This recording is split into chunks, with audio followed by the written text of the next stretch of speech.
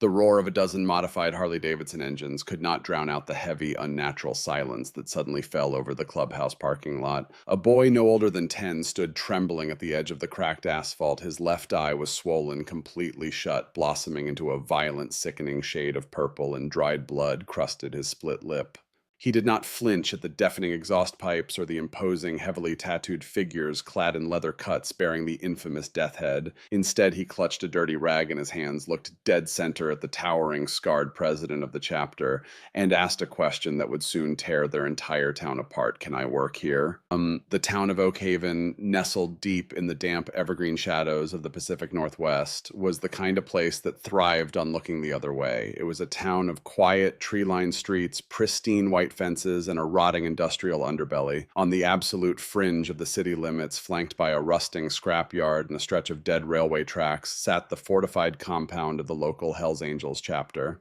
It was not a place where civilians wandered by mistake. The heavy iron gates, the razor wire, and the deafening chorus of V-twin engines served as a permanent warning sign. Rowan, the chapter president, was a man carved from granite and bad intentions, standing 6'4", with a thick, silver-streaked beard and arms heavily inked with decades of club history. He was not known for his charity. He was elbow deep in the transmission of a '93 FXR when the shadow fell over the garage bay doors. Rowan wiped his grease-stained hands on a rag and looked up, expecting a prospect who had forgotten his place or a local mechanic looking to borrow a tool. Instead, he saw the boy. The kid was small for his age, practically swallowed by a faded, oversized flannel shirt that hung off his bony shoulders. His jeans were frayed at the hems and caked in dry mud. But it was his face that made Rowan freeze. The bruising was extensive. It was not the result of a playground scuffle. It was the meticulous, heavy-handed work of an adult. The boy's lip was busted, a nasty laceration cut through his eyebrow, and a set of distinct purple finger marks wrapped around his thin neck. Behind Rowan, Dane, the chapter's sergeant-at-arms, stepped out from the clubhouse. Dane stopped dead in his tracks, a half-empty bottle of beer dangling from his hand. The rest of the garage went eerily quiet. The grinding of metal ceased. The classic rock blaring from the corner radio was abruptly clicked off by Colt, a patched member who stared at the kid with wide eyes. "You lost, little man?" Rowan asked, his voice a low, gravelly rumble that usually made grown men step back. The boy did not retreat. He took one step forward into the cavernous, oil-stained garage. "No, sir. I am looking for a job. I need money." Dane let out a short, incredulous laugh, shaking his head. "Kid, this is not a lemonade stand. Look around. You think we are hiring paper boys?" The boy shifted his gaze to Dane, his one good eye completely devoid of the fear a child should have in a room full of outlaws. "I can sweep, I can clean tools, I can take out the trash, I work hard." "Where are your folks?" Rowan demanded, stepping closer. The sheer size difference between the massive biker and the battered child was jarring. "Who did that to your face?" The boy looked down at his scuffed sneakers, his jaw tightening. "I fell off my bike." It was a lie, and every man in the room knew it. It was the universal desperate lie of the abused. Rowan looked at the finger marks on the kid's neck. "You do not get choked by a bicycle." "What is your name?" Rowan asked, his tone softening just a fraction. A rare occurrence that made Dane raise an eyebrow. "Caleb," the boy answered, looking back up. "Just Caleb." "Listen to me, Caleb," Rowan said, crouching down so he was eye level with the boy. The smell of motor oil, stale tobacco, and leather rolled off the biker. "You need to go to the cops. You need to go to the hospital. You do not need to be in a Hells Angels clubhouse." "The police will not help me," Caleb said flatly. There was no whine in his voice, no plea for sympathy, just a cold, dead certainty that sent a chill down Rowan's spine. And hospitals cost money. I need to make my own money so I can leave." Rowan stared into the boy's defiant eye. As an outlaw, Rowan had spent his entire adult life operating outside the bounds of a society he viewed as hypocritical and corrupt. He knew better than anyone that the system failed people. But a 10-year-old boy, recognizing that same harsh truth, was a bitter pill to swallow. Rowan stood slowly, tossing his greasy rag onto a nearby workbench. He looked around at his men. Dane shrugged, offering a look that said, "It is your call, boss." Colt looked at the kid with a mixture of pity and respect. Colt Rowan barked, breaking the silence. "Get the kid a broom and a sandwich. If he misses a single spot on this concrete, you are both cleaning the toilets for a month." Caleb's shoulders dropped just a fraction, a microscopic release of tension. "Thank you, sir." "Do not call me sir," Rowan grunted, turning back to his motorcycle. "Name is Rowan. You sweep, you keep your mouth shut, and you do not touch the bikes. $10 a day. We will see if you survive the week." As Caleb walked over to Colt to retrieve the broom, Rowan caught Dane's eye. He did not need to speak. Dane gave a subtle nod. They were going to let the kids sweep, but they were also going to find out exactly who had put their hands on him. For the next 2 weeks, Caleb became a ghost-like fixture at the compound. True to his word, he worked with a relentless, punishing focus that put most grown men to shame. He swept the massive garage until the concrete floors were spotless. He learned to identify and sort every wrench, socket, and ratchet in Colt's chaotic tool chests. He hauled heavy bags of trash to the dumpsters out back, dragging them with his slight frame, refusing any help from the massive bikers loitering nearby. The Hells Angels, a brotherhood bound by violence, loyalty, and strict codes, slowly found themselves adapting to the presence of a child. Swear words were muttered instead of shouted. The rougher associates of the club were told to keep their business out of the main garage when the kid was around. Briggs, the biggest man in the chapter, a hulking wall of muscle with a web tattoo covering half his neck, started leaving an extra sandwich on the workbench every afternoon without saying a word. Caleb would eat it silently, sitting cross-legged on a piece of cardboard, then get right back to work. On the fourth day, Colt tried to teach the boy how to adjust the idle speed on a shovelhead carburetor. Caleb listened with the kind of focus that belonged in a classroom, not a biker garage. His small fingers, black with grease, moved with surprising precision. When he got the idle right on the first try, Colt just stared at him. "You are a natural kid," Colt said, shaking his head with something between admiration and sadness. "You should be building model airplanes and playing baseball, not rebuilding motorcycle carburetors for a bunch of outlaws." Caleb shrugged a gesture that seemed far too old for his small frame. "I like fixing things," he said quietly. "When something is broken and you make it work again, it feels like you did something that matters." Colt turned away quickly, pretending to look for a wrench because there was something in the boy's voice that hit him square in the chest. The kid was not talking about carburetors. On the 8th day, Rowan noticed something he had not expected. Caleb had started talking to Briggs. This was notable because Briggs spoke perhaps 30 words on a good day, and most of those were profanity, but somehow the boy had found a crack in the giant's wall. Rowan walked past the back bay and caught a glimpse of Briggs showing Caleb how to properly sand the rust off a fuel tank, the massive biker crouching low to the ground, his voice a barely audible rumble as he guided the boy's hands across the metal. There was a gentleness in the gesture that Rowan had never seen from Briggs in 20 years of riding together, the kind of gentleness that only surfaces when a hard man recognizes a hard childhood because he lived one himself. By the end of the second week, the compound had shifted in ways that were difficult to articulate. The men did not talk about it directly. That was not their way. But there was a new watchfulness in the air. When Caleb arrived each morning, walking through the iron gates with his head down and his oversized flannel buttoned to the collar, every man in the garage performed the same silent inventory. They checked his face for new bruises. They watched his gait for a limp. They noted whether he flinched when someone moved too quickly near him. It was an instinct none of them had been trained for, but all of them felt. And every day that Caleb walked in with a new mark on his body, the temperature inside the compound dropped another degree. But as the days passed, the dark reality of Caleb's life became impossible to ignore. The initial bruises faded to a sickly yellow, only to be replaced by new horrors. One Tuesday, Caleb came in, walking with a severe limp, trying desperately to hide a grimace every time he put weight on his left leg.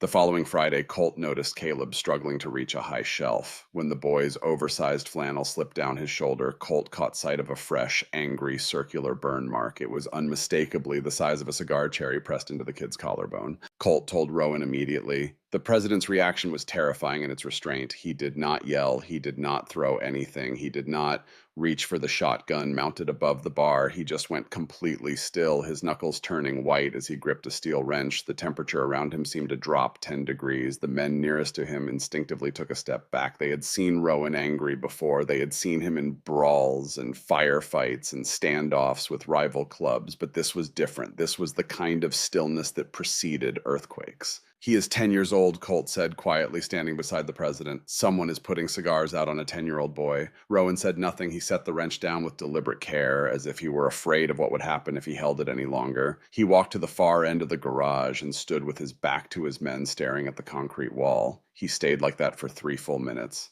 When he turned around, his face was a mask of controlled fury. The club had strict rules about getting involved in civilian domestic disputes. It brought unwanted heat, and the Hells Angels already had enough eyes on them. But children were a different story. To men who lived by a primitive code of honor, Hurting a child was an unforgivable sin, a line crossed that demanded a brutal correction. Dane Rowan ordered later that evening, watching Caleb trudge down the driveway to begin his long walk home. Take your bike, stay far back, find out where he sleeps, find out who is waiting for him. Dane did not hesitate. He mounted his flat black Dyna, waiting until Caleb was nearly out of sight before kicking the engine to life. He kept his distance, idling down the twisting back roads of Oak Haven, staying deep in the shadows of the towering pines. He expected the kid to walk toward the dilapidated trailer parks on the south side, or perhaps the crumbling apartment complexes near the old mill, places where despair and violence were common currency. Instead, Dane watched in mounting confusion as Caleb's path took him north. The cracked sidewalks smoothed out, the streetlights became brighter, the houses grew larger, set back from the road behind manicured lawns and wrought iron gates. This was the Heights, the wealthiest neighborhood in Oak Haven. Dane killed his engine and coasted to a stop near a large oak tree, watching as Caleb approached a massive colonial-style mansion. The driveway was lined with expensive luxury cars, a Mercedes sedan, a Cadillac Escalade with tinted windows, a vintage Jaguar that probably cost more than every bike in the Hells Angels compound combined. Caleb hesitated at the bottom of the porch steps. Even from a distance, Dane could see the boy physically bracing himself, taking a deep shuddering breath before he slowly pushed the heavy front door open and slipped inside. The way the boy paused before entering his own home told Dane everything he needed to know. That front door was not an entrance, it was the gate of a prison, and the 10-year-old walking through it was steeling himself for whatever waited on the other side. Dane pulled out a pair of compact binoculars from his saddlebag and focused on the glowing windows of the house. The mansion was enormous, 3 stories of colonial brick with white columns and perfectly trimmed hedges. An American flag hung motionless by the front door. It was the kind of house that appeared on the covers of real estate magazines, the kind of house that whispered wealth and respectability and the quiet assurance that nothing ugly could possibly happen behind its walls. 10 minutes passed, then movement in the large front-facing study through the glass. Dane saw Caleb standing stiffly at attention. The boy's posture was rigid, his arms pressed against his sides like a soldier waiting for inspection. A man walked into the frame. He was tall, impeccably dressed in a tailored suit, holding a crystal glass of amber liquid. Even through the binoculars, Dane could see the cold authority radiating from the man's posture. This was not a father greeting his child. This was a warden confronting an inmate. The man gestured sharply, yelling something Dane could not hear. Then, with terrifying speed, the man backhanded the boy across the face, sending Caleb crashing to the hardwood floor and out of sight. The blow had been delivered with the casual precision of routine. There was no hesitation in the man's swing, no remorse in his posture. He simply struck. The child took a sip from his crystal glass and stepped over the spot where the boy had fallen. Dane's blood boiled. His hand instinctively went to the heavy combat knife strapped to his belt. He took a step forward, ready to kick the front door off its hinges and end the man's life right there in his expensive study. But as the man stepped closer to the window, the porch light caught his face. Dane froze. The breath hitched in his throat. It was not a drunk out-of-work mechanic. It was not an anonymous addict. It was Gerald Whitmore, the district attorney of Oak Haven County, the man spearheading a massive, highly publicized anti-gang task force, the man who had spent the last 2 years vowing on local television to eradicate the Hells Angels from the state.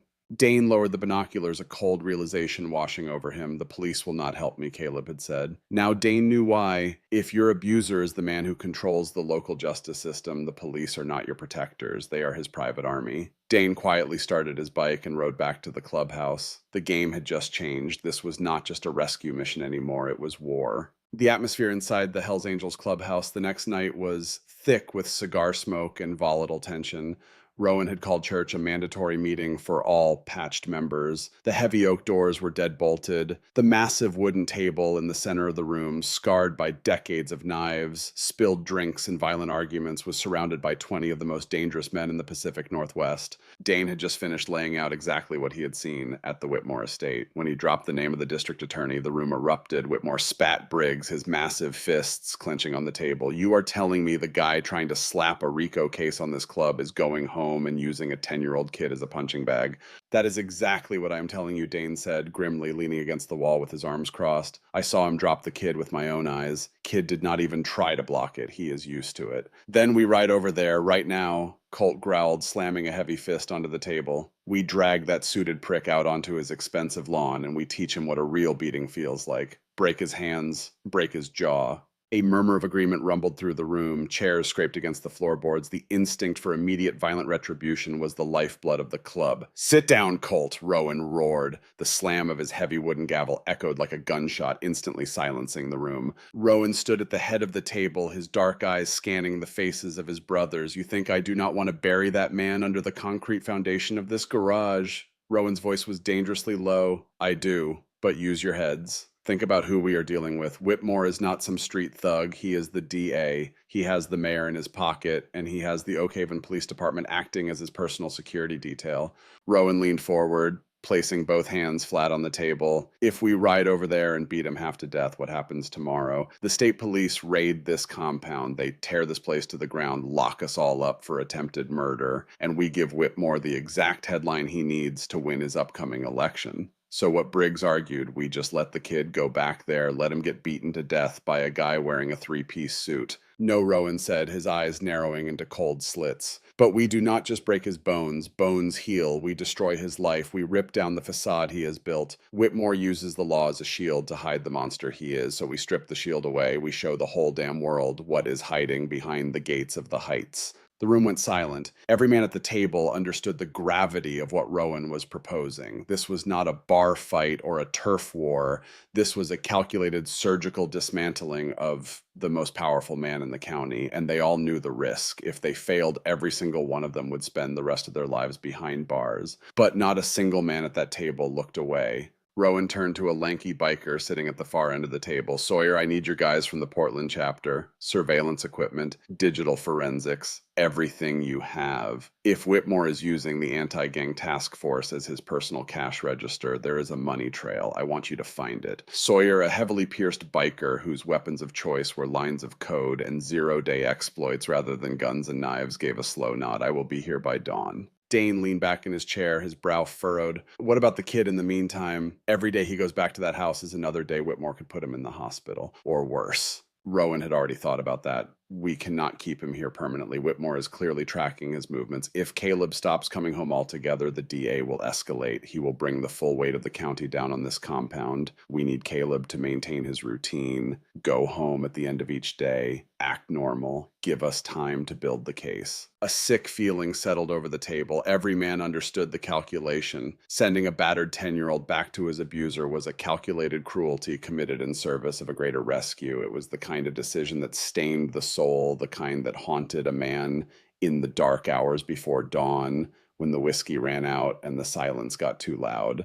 Rowan felt that weight more than anyone, but he also knew that a premature move, a single act of impulsive violence, would destroy any chance of permanently removing Gerald Whitmore from power. The DA would survive a beating. He would not survive the truth. But even as the plan began to take shape, Rowan felt the weight of something far larger pressing down on him. Destroying Gerald Whitmore meant more than just exposing a corrupt politician. It meant protecting a boy who had walked into a den of outlaws because he had nowhere else to go. And it meant something else, too. Something that no one in the room had mentioned yet. It meant figuring out what had happened to Caleb's mother. Because a woman does not marry a monster and simply vanish, not without a fight. And Rowan had a feeling that somewhere behind the gates of that mansion, another prisoner was waiting to be found. The next morning, Sawyer arrived in an unmarked van before the sun had fully risen over the treetops. He set up his bank of monitors and encrypted hard drives in the back office while Caleb swept the garage floor, oblivious to the digital war being prepared on his behalf.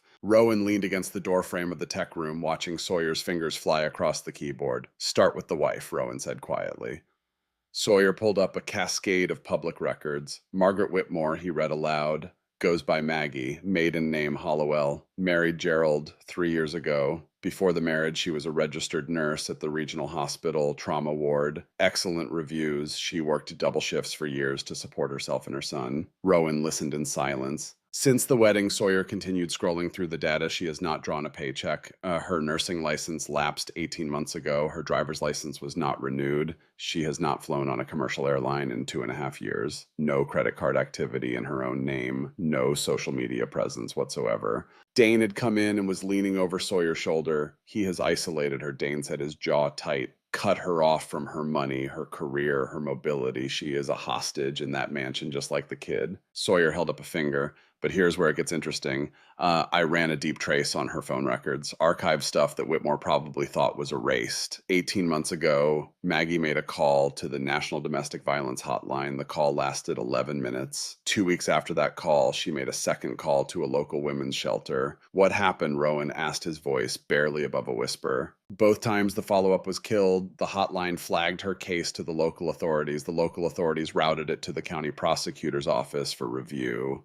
And guess whose desk it landed on? Rowan closed his eyes. His own desk. Gerald Whitmore received the reports about his own wife. Both cases were marked as unfounded and closed within 24 hours. The shelter was contacted by someone from the DA's office and told to disregard the intake request. Rowan opened his eyes. Something hard and cold had settled behind them. She fought back. She tried to get out, and he used the system to trap her. Twice, Sawyer confirmed. She is not a woman who gave up. She is a woman who is beaten by a rigged game. The information changed everything for Rowan. This was no longer just about saving a boy from a monster. It was about freeing a woman who had tried to save herself and her son and had been crushed by the very institutions designed to protect her. It was about burning down the cage that Gerald Whitmore had built with taxpayer money, political connections, and brute force. Rowan pushed himself off the doorframe and walked out into the main garage. Caleb was on his knees, scrubbing grease off the base of a hydraulic lift. The boy looked up, his bruised face catching the harsh fluorescent light. Caleb, Rowan said, crouching down to the boy's level, I need to ask you something, and I need the truth. Your mother, does he hurt her too? Caleb's one good eye went wide. For the first time since he had walked into the compound 2 weeks ago, the boy's composure cracked. His lower lip trembled. He nodded once, a small, jerky motion. She tries to stop him when he comes for me, Caleb whispered. She stands between us, and then he hits her instead. She tells me to hide in my room. I hear things breaking. I hear her crying. Rowan's hands curled into fists so tight his knuckles popped. The image burned itself into his mind. A woman stepping between a monster and her child, absorbing the blows meant for her son. It was the most primal form of courage, the kind that required no thought and no hesitation, just the deep, unyielding reflex of a mother who would rather shatter than let her child break. Sometimes she cannot get out of bed the next day, Caleb continued, his voice barely audible. He gives her pills. She gets really quiet after the pills, like she is not really there anymore. Her eyes go blank and she just sits in the chair by the window and stares at nothing. She does not eat. She does not talk. It is like he turns her off. Caleb paused and wiped his nose with the back of his hand. When he spoke again, there was something different in his voice. Not sadness, something fiercer, something that had been burning quietly inside a 10-year-old boy for longer than any child should have to carry it. But sometimes, late at night when he is asleep, she comes to my room. She sits on the edge of my bed and holds my hand. She whispers that she is going to get us out. She says she has a plan, but she needs more time. She tells me to be brave just a little longer. She has been saying that for a long time now. But I believe her, because when she says it, her eyes are not blank. They are sharp, like she means every word. Rowan placed his heavy, calloused hand on the boy's shoulder. Your mother sounds like one of the bravest people I have ever heard of. Caleb looked up at the towering biker. She is, he said simply. Rowan stood up and looked through the window at the gray Oak Haven sky. Does she know you come here? Caleb hesitated, then he reached into the pocket of his flannel shirt and pulled out a small folded piece of paper. She found grease on my hands last week. She figured it out. She wrote this and told me to put it somewhere safe. She said if I ever found good people, I should give it to them. Rowan unfolded the paper. The handwriting was small and shaky, written in what looked like eyeliner on the back of a grocery receipt. It read, My name is Margaret Hollowell. My son and I are in danger. The man who hurts us controls the police and the courts. I have tried to get help twice, and both times he found out and stopped it. If you are reading this, please do not call the police. They work for him. Please keep my son safe. I will find a way out, please. Rowan read the note 3 times, then he carefully folded it and placed it in the inside pocket of his leather cut directly over his heart. That evening, after Caleb had been fed and was safely asleep on the cot in the back office with Colt standing guard, Rowan sat alone in the meeting room. The note lay on the table in front of him. He had read it so many times, the words were burned into his memory. At 11:30, the disposable phone Sawyer had set up on a scrambled line rang once. Rowan picked it up. The voice on the other end was soft and strained and raw, like someone who had been holding their breath for years and had only just been given a sliver of air. My son gave you my note, the voice asked. He did, Rowan replied. A long, shaking breath came through the line. Is he safe? He is safe. He is sleeping. There are men standing guard who would die before they let anyone touch him. The silence stretched for several seconds. Then Margaret Hollowell spoke again, and her voice was different now. The tremor was still there, but underneath it was something made of iron. I know who you are, I know what your club is, and I know what my husband has been doing to try to destroy you. I also know things about him that could end his career and put him in prison for the rest of his life. I have been collecting evidence for months, recordings, conversations I overheard through the walls of his study. I have them hidden where he will never look. Rowan leaned forward in his chair. We have been doing some digging of our own. Your husband is embezzling millions through the anti-gang task force. I know Maggie said, I have heard him on the phone with the mayor discussing the offshore accounts. I recorded 2 of those calls on a phone I keep hidden in the lining of my winter coat in the back of the guest closet. He never goes in there.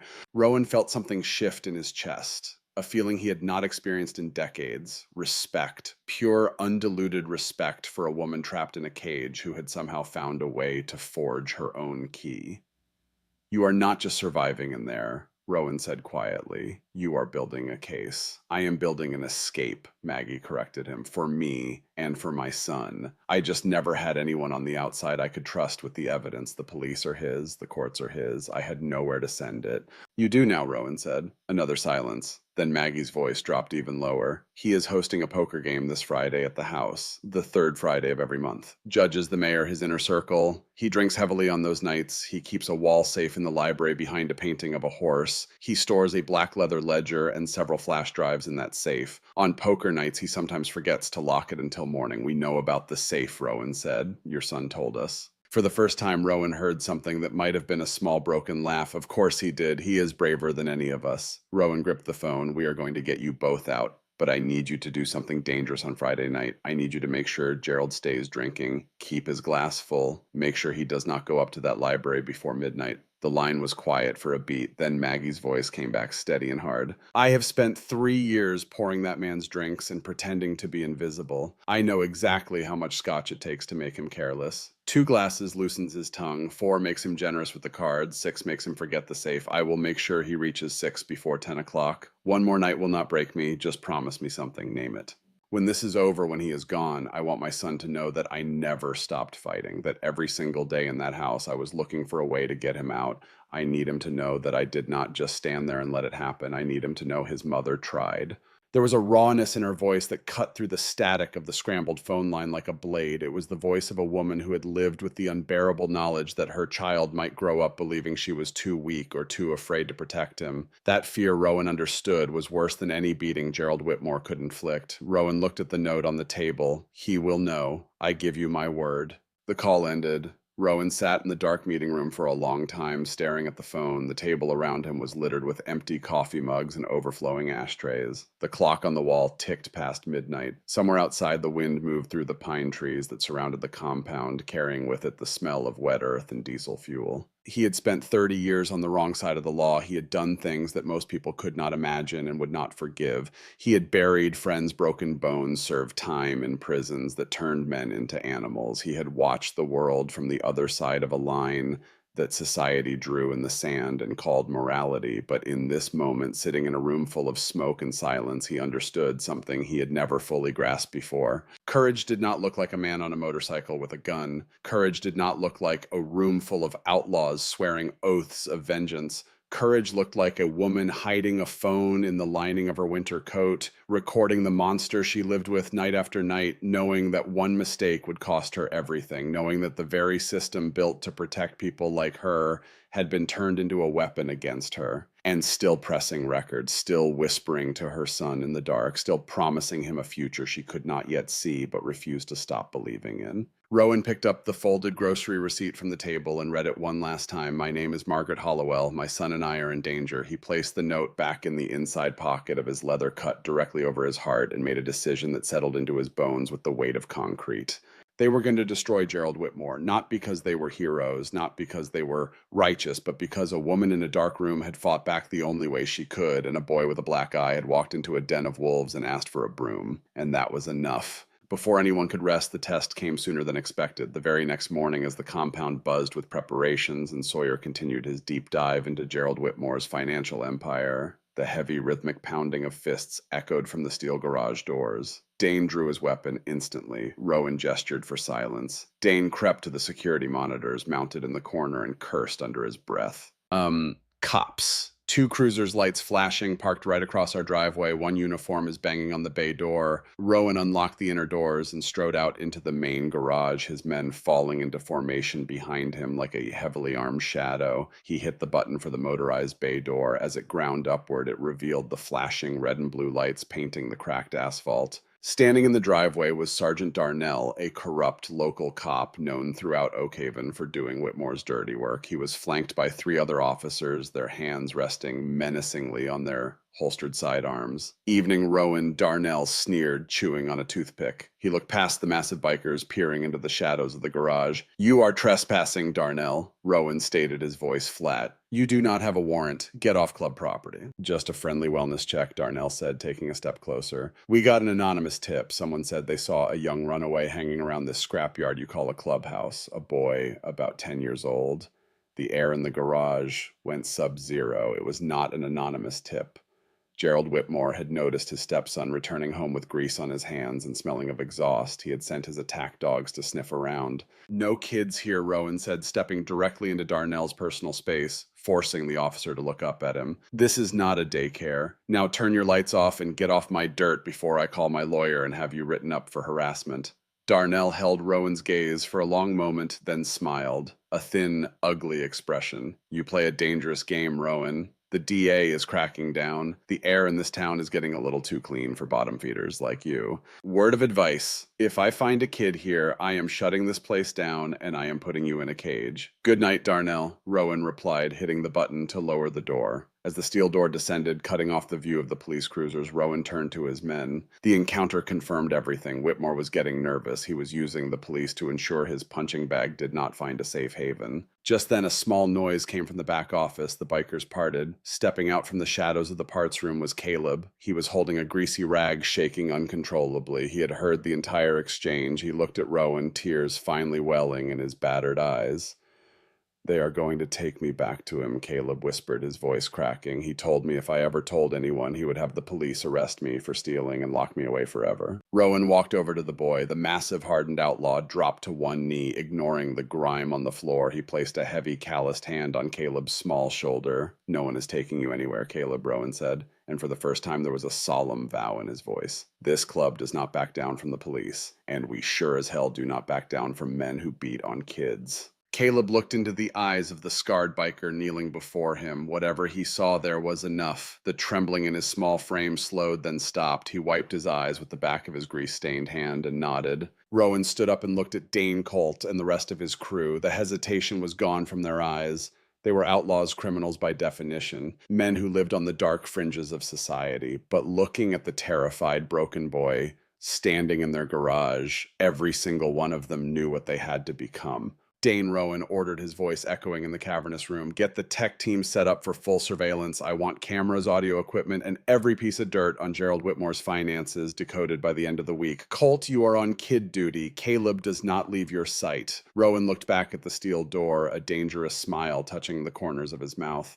"Mr. Whitmore wants to use the law," Rowan growled. "Fine. But he is about to find out that the Hells Angels have a justice system of their own." And somewhere across town, in a dark guest bedroom on the second floor of a colonial mansion, a woman named Margaret Hollowell sat on the edge of her bed with a hidden phone pressed against her chest. She had heard the fear in her son's voice 2 hours ago through the thin walls when Gerald had shouted about grease stains on the boy's shirt. She had watched through the crack of her bedroom door as Gerald made his call to the police station, ordering Darnell to investigate the scrapyard on the edge of town. But tonight, for the first time in 3 years, Maggie Hollowell was not crying. She was planning. She stood and moved silently across the dark room, her bare feet making no sound on the cold hardwood. She had learned to move like a ghost in this house. Every creaking board was mapped in her mind, every camera angle noted. Gerald believed he had built an inescapable prison with his money and his power and his surveillance. But he had made a critical mistake. He had underestimated the woman trapped inside it.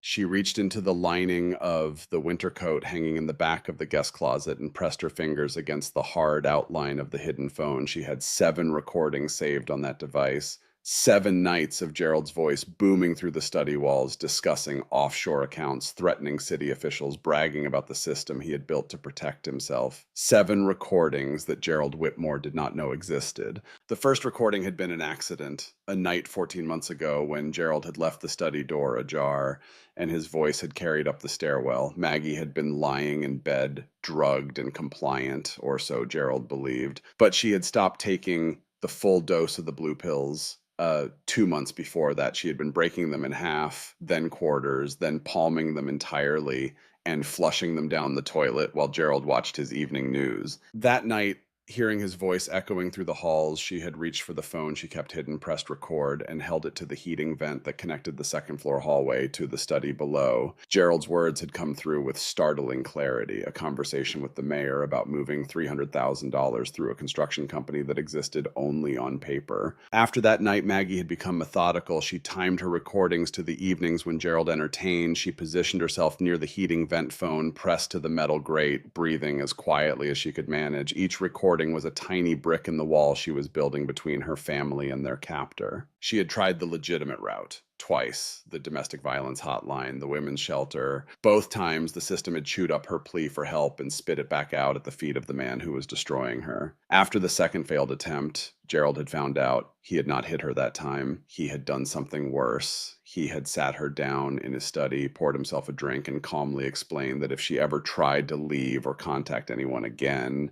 he would have Caleb removed from her custody by a judge who owed him favors. He would place the boy in a group home 3 states away, and she would never see her son again. That was the night Maggie stopped crying and started recording. She withdrew her hand from the coat lining and sat back on the bed, staring at the locked bedroom door. On the other side of that door was a monster wearing a tailored suit, a man who had taken her career, her freedom, her identity, and her dignity, a man who beat her child and called it discipline, a man who drugged her with sedatives and called it medicine. But Maggie Hollowell was not the woman Gerald Whitmore thought she was. She was not broken. She was not defeated. She was a trauma nurse who had spent years saving lives in the most violent, chaotic environment a hospital could offer. She had held dying men together with her bare hands. She had made split-second decisions that meant the difference between a heartbeat and a flatline. Gerald had taken everything from her, but he had not taken that. He had not taken the instinct to survive, the training to stay calm in a crisis, the ability to collect evidence the way a nurse collects vitals, quietly, systematically, without the patient knowing. Maggie looked at the ceiling, imagining the miles of dark road between this mansion and the scrapyard where her son had found shelter among outlaws. She thought about the note she had written weeks ago on the back of a grocery receipt. She had given it to Caleb with hands that shook, pressing the folded paper into his small palm and closing his fingers around it. "If you find good people," she had told him, "if you find someone who does not answer to your stepfather, you give them this." It had been a desperate act, a message in a bottle thrown into an ocean she could not see. She had no idea who would read those words or whether they would care. She had simply known that her son was disappearing from the house for hours each day, coming home smelling of motor oil and exhaust, and that wherever he was going, it was better than where he was coming from. Tomorrow she would pour Gerald his favorite scotch. She would smile when he told her to smile. She would take the blue pills he placed on her nightstand, or at least she would pretend to take them the way she had been pretending for the last 2 months, palming the sedatives and flushing them when he left the room. And on Friday night, when the poker game filled the first floor with laughter and cigar smoke and the clink of expensive glasses, she would make sure Gerald Whitmore drank until the walls of his carefully constructed world began to blur.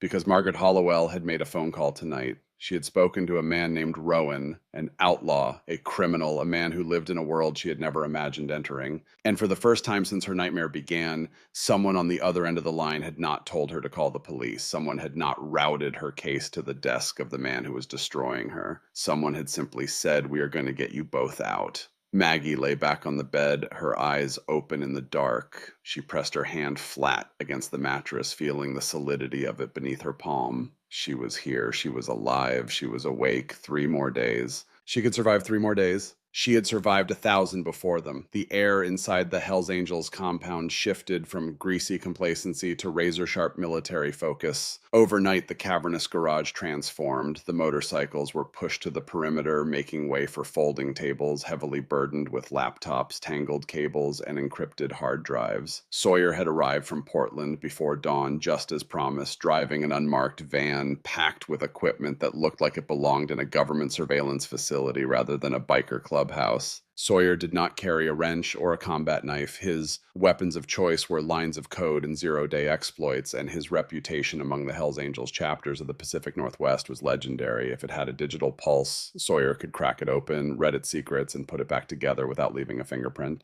Caleb was restricted to the inner clubhouse under the constant, unblinking supervision of Colt and Briggs. To keep the boy's mind off the terror of his reality, Colt put him to work rebuilding a carburetor from a 1978 shovel head. Caleb sat cross-legged on a piece of cardboard, his small, grease-stained fingers meticulously cleaning the brass jets, completely oblivious to the digital war being waged on his behalf in the next room. In the makeshift command center, Rowan, Dane, and Sawyer stared at a bank of glowing monitors. Gerald Whitmore is a ghost on paper, Sawyer muttered, typing furiously, his fingers a blur across the mechanical keyboard. His public financials are cleaner than a Sunday school teacher. He donates to charity. He pays his taxes early. He only drives American-made cars, volunteers at the food bank every Thanksgiving, coaches the Pee Wee baseball team in the spring. It is a perfect bulletproof facade constructed brick by brick over decades. Nobody is bulletproof, Rowan rumbled, sipping from a mug of black coffee that had gone cold an hour ago. A man who hits a kid because he had a bad day at the office is a man who lacks control. He has got a pressure valve somewhere. You just have to dig deeper into the mud.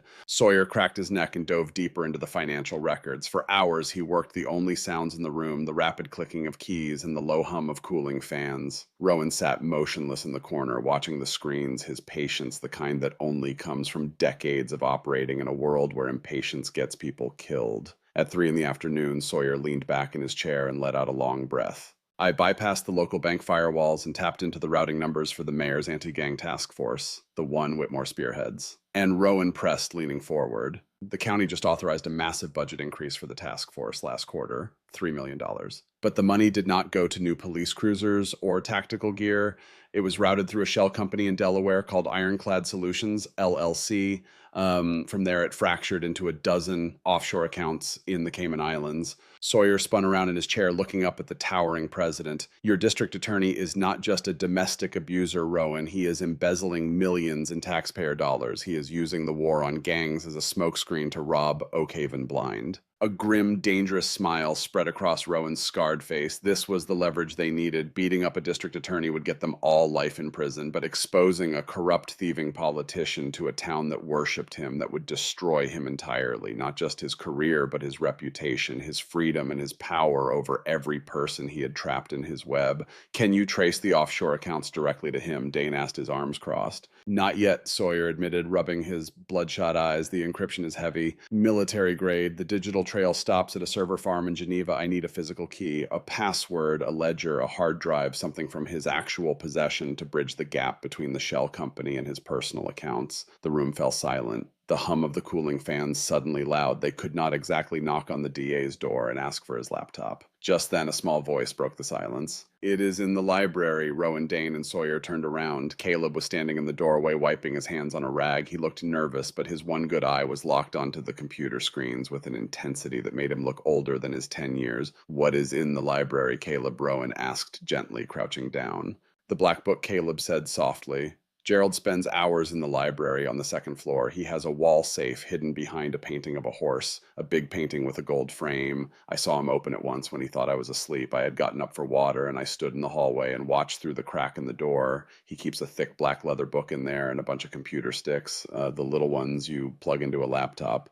Dane whistled low under his breath. Flash drives, the offline ledgers. Caleb, Rowan said, placing a hand on the boy's shoulder. Do you know the code to that safe? The boy shook his head no. He covers the keypad with his hand when he types it in, but I know when he leaves it unlocked. Every third Friday of the month, he hosts a poker game for the judges and the mayor. They come over in their big cars and sit in the dining room and play cards until 2 or 3 in the morning. Gerald gets drunk, really drunk. And when he gets drunk, he gets sloppy. Sometimes he forgets to spin the dial until the morning. Rowan looked at the calendar tacked to the corkboard on the wall. Today was Wednesday. The third Friday of the month was exactly 2 days away. There was another piece of the puzzle that Caleb did not know about, but Rowan did. He had spoken with Maggie. She would be inside that house on Friday night, and she had already promised to keep Gerald drinking to make sure he reached 6 glasses of scotch before 10 o'clock. The plan was coming together with a symmetry that felt almost dangerous, like every piece was falling into place too perfectly. But Rowan had learned long ago that when the universe hands you a gift, you do not question it. You move fast before the window closes, Dane Rowan said, standing up, his voice cracking like a whip. Gather the crew. We are going hunting in the heights. The plan was borderline suicidal, infiltrating the heavily guarded estate of the district attorney while he was actively hosting the mayor, several local judges, and his hand-picked corrupt police detail was a guaranteed prison sentence if things went sideways. But the Hells Angels operated on a currency of risk, and the ledger was entirely in Gerald Whitmore's name. Friday night descended on Oak Haven with a torrential downpour. The rain hammered against the metal roof of the clubhouse, a rhythmic drumming that masked the roar of V-twin engines firing to life. Rowan had selected a strike team of 4, himself Dane Briggs, and a wiry prospect named Finch who used to scale apartment buildings as a cat burglar before finding his way to the club. Finch could climb a sheer wall in the dark with the speed and silence of a shadow, and he could crack a safe faster than most people could open a combination lock on a gym locker. They did not wear their leather cuts. Tonight the death head stayed behind. Dressed in nondescript matte black tactical gear, they looked more like a private mercenary squad than a motorcycle club. Remember the objective, Rowan barked over the storm as they loaded into a modified armor-plated black SUV. No casualties, no gunplay unless it is absolute self-defense. We are ghosts. We get in, Finch cracks the safe, we grab the black book and the drives and we vanish. We let the evidence fire the fatal shot. They parked the SUV a mile away from the Whitmore estate, disappearing into the dense, rain-slicked woods that bordered the heights. The mud sucked at their heavy boots, and the icy downpour soaked through their thermal layers, but the men moved in total disciplined silence. Years of operating outside the law had given them an almost military precision in these moments. Each man knew his role. Each man trusted the others with his life. Through his night vision binoculars, Dane surveyed the back of the mansion. The poker game was in full swing in the first floor sunroom. He could see Gerald Whitmore laughing uproariously, pouring an expensive scotch for Mayor Thornton. Through the rain-streaked glass, Dane could also see a woman moving between the tables, refilling glasses. She wore a dark dress and moved with a mechanical grace that looked rehearsed. But there was something sharp in her posture, something watchful in the way her eyes tracked the room. That was Maggie. She was playing her part. Sergeant Darnell, the corrupt cop, was stationed by the front door, smoking a cigarette under the porch awning. His patrol cruiser was parked at the end of the driveway, the engine running. 2 guards on the perimeter, Dane whispered into his comms unit, one near the pool house, one pacing the east garden. Darnell is out front. The library window on the second floor is dark. Finch, you are up, Rowan commanded. The wiry prospect darted from the tree line, a phantom moving through the torrential rain. He timed his sprint perfectly with the rumble of a passing thunderclap scaling the intricate stone trellis on the back patio. With terrifying speed and agility, his fingers found holds in the ancient stonework that would have been invisible to anyone who had not spent years climbing buildings for a living. Within seconds, he was perched on the second-floor balcony outside the library, crouching low against the railing, water streaming off his black tactical jacket. Using a specialized glass cutter he had brought from his old life, Finch silently removed a pane from the French doors, reached in and popped the latch. He slipped inside the dark, oak-paneled room. Down in the woods, Rowan, Dane, and Briggs waited. The seconds stretched into agonizing minutes. The rain continued to fall, chilling them to the bone. Every rustle in the underbrush sounded like footsteps. Every gust of wind through the pine trees sounded like a distant siren. Rowan pressed the earpiece deeper into his ear canal, listening for any signal from Finch. Inside the library, Finch moved strictly by the beam of a red-lensed penlight. The room was exactly as Caleb had described it. Floor-to-ceiling bookshelves lined 3 walls. A massive oak desk sat near the window, and on the 4th wall above the fireplace mantel hung a large oil painting of a thoroughbred horse in a heavy gold frame. Finch crossed the room in 4 quick strides and swung the painting open on its hidden hinges, revealing the cold steel face of the wall safe. Just as Caleb had predicted, the digital locking mechanism was flashing a faint green light. Gerald Whitmore, arrogant and drunk on the first floor with his corrupt friends, had not completely secured the vault. Maggie had done her job. 6 glasses of scotch, and the most powerful man in Oakhaven could not even remember to lock his own safe. Finch turned the heavy handle. It clicked with a satisfying metallic weight. He pulled the door open. Jackpot Finch breathed into his microphone. Sitting on the steel shelf was a thick black leather-bound ledger and a small velvet pouch bulging with what looked like several encrypted USB flash drives. Next to them was a thick manila envelope and a stack of printed photographs. Finch did not have time to examine them. He shoved everything into his waterproof satchel. "Grab it and get out," Rowan ordered through the earpiece. Finch quietly shut the safe, repositioned the painting, and stepped back to examine his work. The room looked exactly as it had when he entered. Not a single book out of place, not a single fingerprint on the glass. He was halfway to the balcony door when the library door handle rattled. Finch froze, his heart hammered once hard against his ribs, then training took over. He melted into the shadows behind a heavy leather armchair in the far corner of the room, pulling his legs tight against his body and controlling his breathing until it was barely a whisper.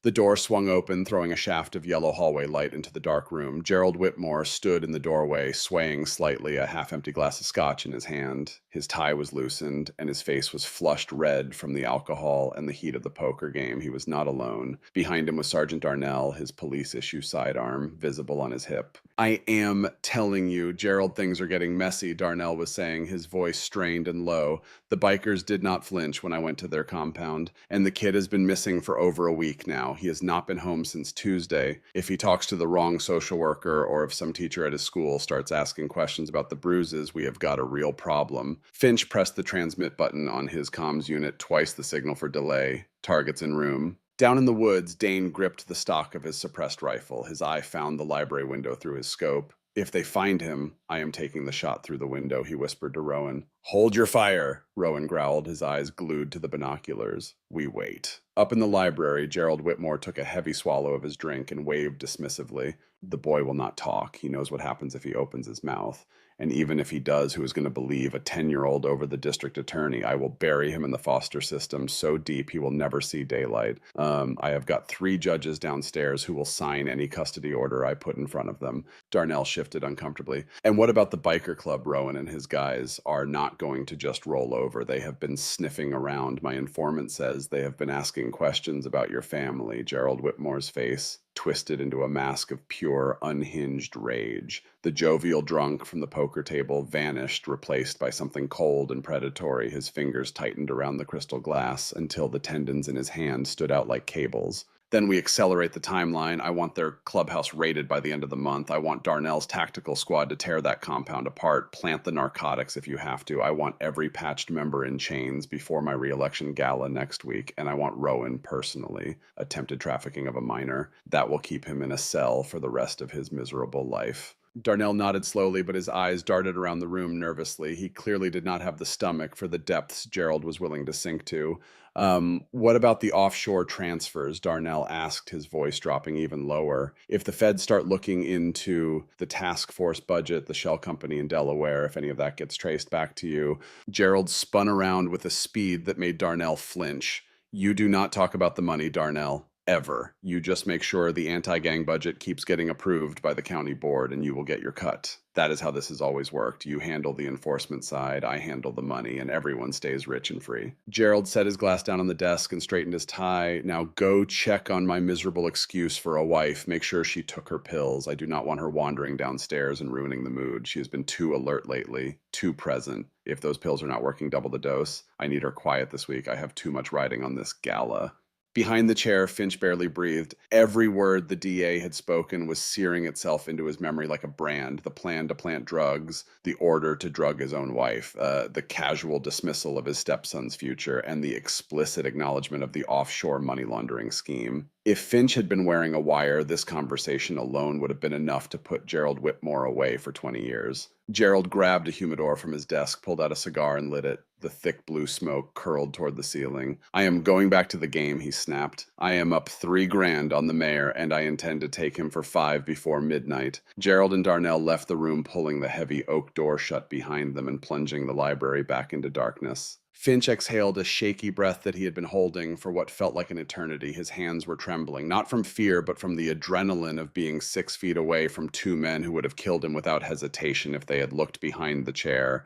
He bolted for the balcony, swung his legs over the railing, and scrambled down the trellis with none of the careful precision of his ascent. Speed was everything now. He hit the wet grass, stumbled once, caught himself, and sprinted into the tree line, diving behind the thick trunk of an oak tree just as the perimeter guard turned the corner of the pool house, his flashlight beam sweeping across the empty balcony above. "I got it," Finch gasped, handing the soaked satchel to Rowan. "And I got something else. I was in the room with them. Whitmore and Darnell. They walked in while I was behind the chair. I heard everything. What did they say?" Dane asked, his rifle still raised toward the mansion. Finch's eyes were wild in the darkness. He wants to plant drugs at the compound. He wants to frame Rowan for trafficking a minor. He told Darnell to double his wife's sedative dose because she has been too alert, and he explicitly confirmed the offshore money transfers and told Darnell never to mention them. Rowan unzipped the satchel, looking down at the black book and the flash drives. The key to Gerald Whitmore's destruction was finally in their hands, and now they had an eyewitness account of the DA's own words spoken in the privacy of his own home. The evidence was becoming overwhelming. "Good work," Rowan said, his eyes blazing in the dark. "Now Sawyer has 3 days to decode these drives, because we are not just giving this to the police. The police work for him." Dane looked at his president. "Then who do we give it to?"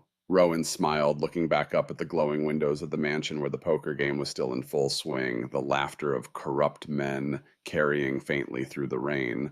"Whitmore wants a re-election gala next week, a big televised charity event with the press, the mayor, and the whole damn town watching. Good. We will give him the biggest audience he has ever had. We are going to crash the party." The 4 men disappeared into the woods, moving quickly through the rain toward the waiting SUV. Behind them, the mansion glowed like a beacon in the dark, its warm light a lie that concealed the rot festering behind its walls. Inside, Gerald Whitmore was laughing, pouring another round for his friends, completely unaware that the foundation of his empire had just been stolen from behind a painting of a horse. And inside that same house on the second floor, Maggie stood at the window of the guest bedroom, watching the rain fall on the manicured lawn below. She had done her part tonight. She had poured Gerald scotch with a steady hand, keeping count of every glass. She had smiled at the mayor's jokes and refilled the judge's tumblers and played the role of the obedient hostess with a precision born of 3 years of practice. 6 glasses. She had watched Gerald drain 6 glasses of the 18-year-old single malt before staggering up to the library with Darnell. She had heard their muffled voices through the ceiling, then heard them descend the stairs and rejoin the poker game.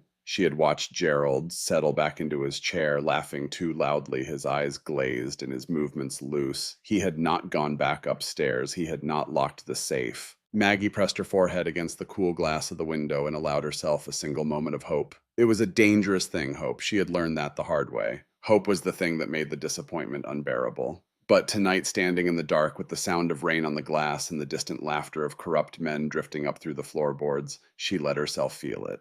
Somewhere out in those woods, men she had never met were carrying the evidence that would set her free. Men who wore skull patches and rode motorcycles and lived by a code that the rest of the world called criminal. But those men had taken in her son when no one else would. They had fed him and protected him and given him the first taste of safety he had known in 3 years. And tomorrow, if everything went according to plan, they were going to burn Gerald Whitmore's kingdom to the ground. Maggie turned from the window and walked to the guest closet. She had one more thing to prepare. From the back of the closet, she pulled out the evening clutch Gerald had bought for her last year, a small black satin bag with a gold clasp. She carefully transferred the hidden phone from the coat lining into a slit she had cut in the inner lining of the clutch with a pair of nail scissors 3 nights ago. The phone fit perfectly invisible to anyone who was not looking for it. She ran her thumb across the smooth satin exterior. No one would suspect that this delicate accessory contained the digital equivalent of a nuclear warhead. Tomorrow night she would carry Gerald's destruction in her own hands, and for the first time she would not need anyone else to speak for her. The clock was ticking, and the atmosphere inside the Hells Angels compound had grown suffocatingly tense. For 48 straight hours, the air in the makeshift tech room was thick with the smell of stale coffee, cheap energy drinks, and burning tobacco. Sawyer sat hunched over his bank of monitors, his fingers flying across the keyboard in a blur of frantic keystrokes. He had not slept, he had not showered, he had consumed enough coffee and energy drinks to drop a horse, but his eyes burned with the kind of obsessive focus that only surfaces when a man knows he is doing the most important work of his life. Gerald Whitmore had not made things easy. The flash drives Finch had stolen from the district attorney's safe were encrypted with military-grade software, the kind of encryption that governments use to protect classified intelligence briefings. Every time Sawyer tried a brute force algorithm to crack the password, the drive's defense mechanism threatened to wipe the data entirely. It was a dead man's switch built into the encryption. Crack the code wrong 3 times, and everything on the drive would be reduced to random zeros and ones. 3 chances. That was all he had. Sawyer had spent the first 24 hours simply studying the encryption architecture, mapping its defenses, looking for a weakness in the digital fortress. He tried dictionary attacks, he tried rainbow tables, he tried exploiting a known vulnerability in the encryption software's random number generator. Nothing worked. On the second day, exhausted and frustrated, Sawyer did something he almost never did. He stepped away from the keyboard and went for a walk. He circled the scrapyard 3 times, kicking at rusted engine blocks and staring at the gray sky, and then it hit him. The simplest explanation was usually the right one. Gerald Whitmore was arrogant. He was the kind of man who believed no one would ever dare touch his property. He would not have used a random password. He would have used something he could remember easily, something personal. Sawyer ran back to his monitors and pulled up the offshore account routing numbers from the financial data he had already decoded. He typed the primary Cayman Islands routing number into the encryption key field. The screen went black for 3 seconds, then it exploded into color. Out in the main garage, the club was preparing for war. Rowan knew that Whitmore's threat was not idle chatter. The DA had ordered Sergeant Darnell to raid the compound and plant narcotics before the re-election gala. The Hells Angels were outlaws, but they were not fools. Rowan ordered a complete, exhaustive purge of the property. Every unregistered firearm, every ounce of contraband, and every piece of machinery with a questionable title was loaded into unmarked box trucks and driven out of state in the dead of night. The trucks headed north to a storage facility near Seattle and south to a safe house outside Portland. By the third day, the clubhouse was as clean as a church. If the police kicked the doors in, they would find nothing but grease spare motorcycle parts and heavily tattooed men playing cards. It was the most thorough housekeeping the compound had ever seen, and the irony was not lost on any of them. Caleb, meanwhile, had practically become a ghost in the background, watching the heavily armed bikers move with military precision. The bruises on his face were fading into dull yellows and greens, but the trauma behind his eyes remained sharp. Colt had set up a small cot for him in the soundproofed back office, keeping a loaded shotgun resting against the doorframe at all times. "He is going to bring her to the party," Caleb whispered one evening, sitting on a milk crate while Colt polished the chrome on his exhaust pipes. Colt paused, looking down at the boy. "Your mom?"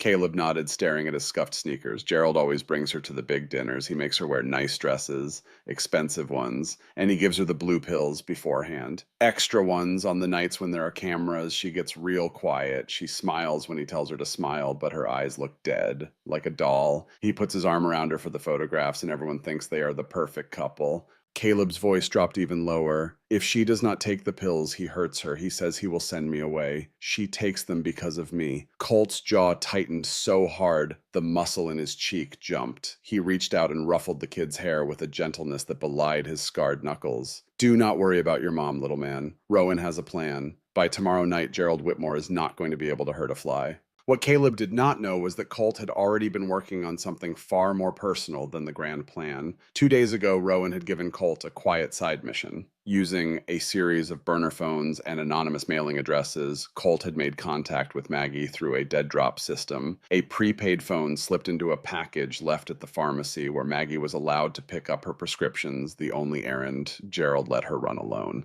Through that phone, Colt had sent Maggie a small box containing 60 capsules of over-the-counter vitamin B complex. The pills were the exact same size and color as the blue sedatives Gerald forced on her each evening. The message attached was simple: switch the pills in your bottle, take the vitamins, flush the sedatives. He will never know the difference. Maggie had made the switch that very night. For the first time in months, she went to bed with a clear mind. She lay in the dark with her eyes wide open, feeling the fog lift from her thoughts like steam rising off a lake at dawn. She could think again. She could plan. She could feel the sharp edges of reality instead of the soft, blurred cotton of chemical sedation. On the gala night when Gerald placed the 2 blue pills on her nightstand and told her to take them, Maggie would palm the vitamins, swallow them in front of him, and walk into that ballroom with the clearest mind she had possessed in 3 years. And she would be carrying her own weapon, 7 recordings on a hidden phone tucked into the lining of a clutch purse that Gerald had never thought to search. Suddenly, a victorious primal shout echoed from the tech room. Rowan, Dane, and Colt rushed in, leaving Caleb safely in the back with Briggs standing guard. Sawyer was standing up, his chair knocked over behind him, pointing wildly at the center monitor. Lines of code were rapidly cascading down the screen, replaced by hundreds of meticulously organized folders. I cracked it, Sawyer gasped, wiping sweat from his forehead. The arrogant son of a gun used his own offshore bank routing number as the encryption key. He thought he was untouchable. He thought no one would ever get their hands on these drives, so he used a key he could easily remember. His own account number. It is like hiding your house key under the welcome mat. Rowan leaned over the desk. What are we looking at, Sawyer? We are looking at the nuclear options, Sawyer said, his voice trembling slightly as he opened a spreadsheet that filled the entire screen with rows and columns of financial data. This is not just an embezzlement ledger, it is an extortion database. He has been keeping receipts on everyone. Sawyer began clicking through the files, bringing up audio recordings, scanned documents, and surveillance photographs. Each click revealed another layer of the rot that Gerald Whitmore had built beneath the surface of Oak Haven. He has not just been stealing millions from the anti-gang task force, he has been using that money to buy the entire city. I have got offshore wire transfers totaling $600,000 to Mayor Thornton's personal account. I have got surveillance photographs of 2 circuit court judges accepting cash bribes in a private room at an underground casino. And right here, Sawyer clicked a folder labeled K9. I have a detailed list of every cash payout Whitmore has made to Sergeant Darnell and his tactical squad. They are not just corrupt cops, they are a private enforcement unit, a hit squad on the county payroll. Dane let out a low whistle. It is a house of cards and we hold the bottom floor. But there was one more file. Sawyer almost missed it, buried in a subfolder labeled personal. He clicked it open and the room went silent. It was an audio file. The recording was grainy, captured through what sounded like a heating vent, but the voices were unmistakable. Gerald Whitmore's voice loud and aggressive, and a woman's voice quiet and steady, the voice of someone trying to de-escalate a man who was beyond reason. There was a crash, glass breaking, a cry of pain, then Gerald's voice again, venomous and controlled. You will never leave this house, Margaret. Not alive, not with the boy. You belong to me. The recording lasted 4 minutes and 37 seconds. It contained 2 more sounds of physical violence and Gerald's explicit threats to have Caleb removed to a group home in another state. Rowan stared at the screen. That is her voice. That is Maggie. Sawyer scrolled through the file properties. This audio file was not created by Whitmore. It was uploaded to this drive from an external device.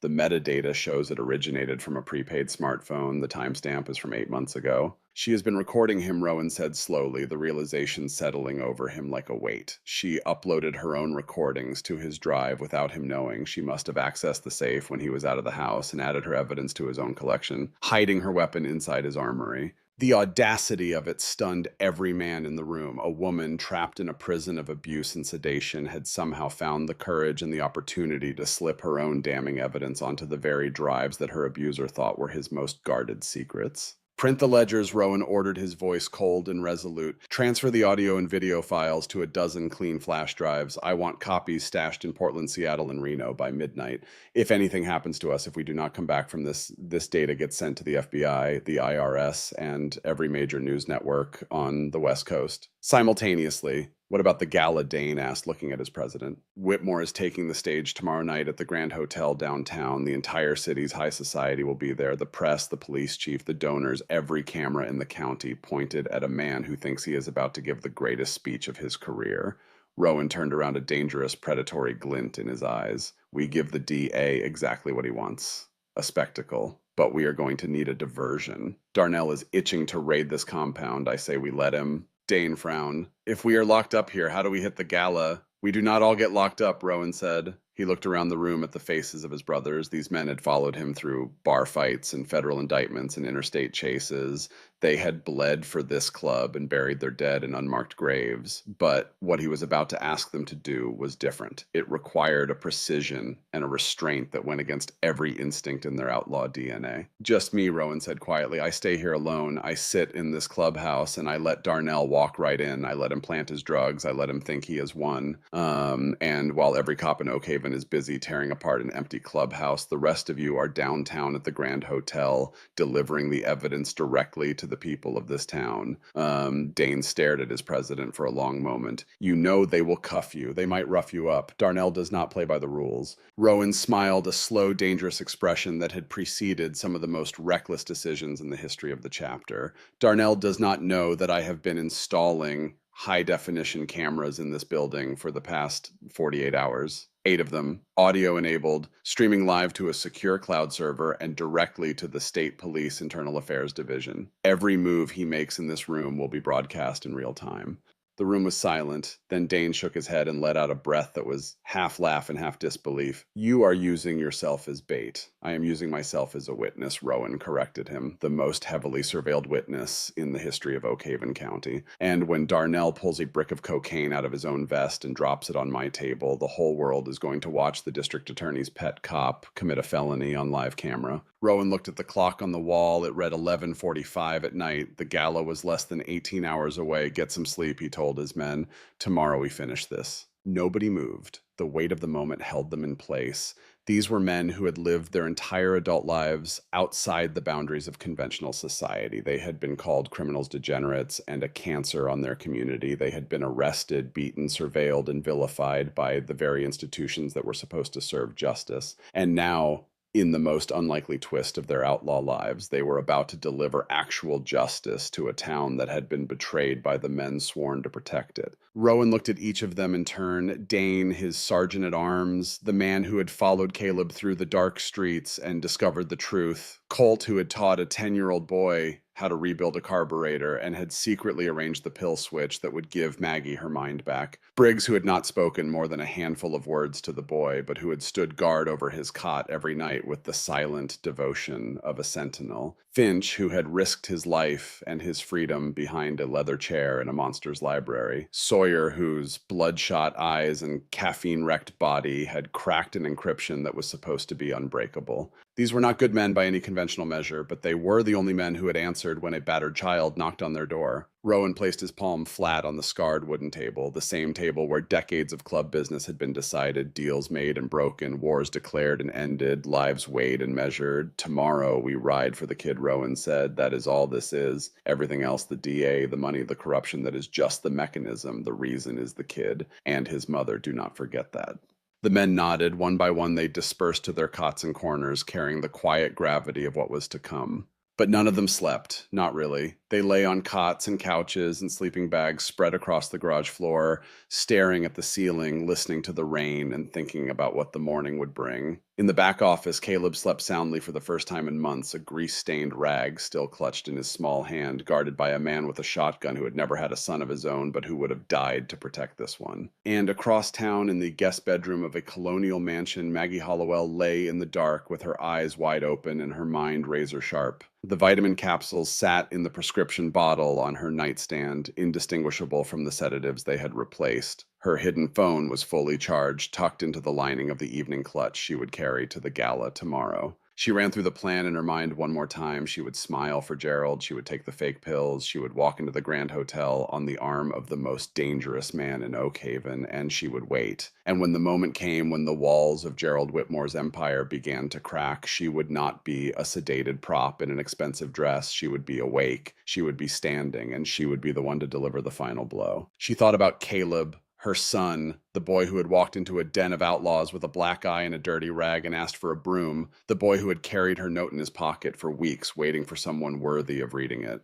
the boy who had inherited her stubbornness and her refusal to surrender even when every logical calculation said surrender was the only option. Gerald had spent 3 years trying to break that boy, trying to beat the defiance out of him the way you break a wild horse. But Caleb was not a horse. He was his mother's son, and Margaret Hollowell's son did not break. She thought about what she would say when the moment came. She had rehearsed it in her mind hundreds of times. The words she would speak when Gerald's mask finally fell and the whole world could see the face behind it. She did not need a speech. She did not need eloquence. She just needed the truth. And the truth was simple. He beat my son. He beat me. He drugged me. He imprisoned me. And the system you built to protect people like us protected him instead. That was all she needed to say. The recordings would do the rest. Maggie closed her eyes, not to sleep, but to gather her strength. Tomorrow was the last day of her captivity. She could feel it in her bones, the way a nurse feels the shift in a patient's vitals before the monitors catch up, the way a heartbeat changes rhythm just before the crisis breaks. Something in the air was different tonight. Something fundamental had shifted, like the tectonic plates beneath a city that has been sitting on a fault line for too long. The storm was almost over.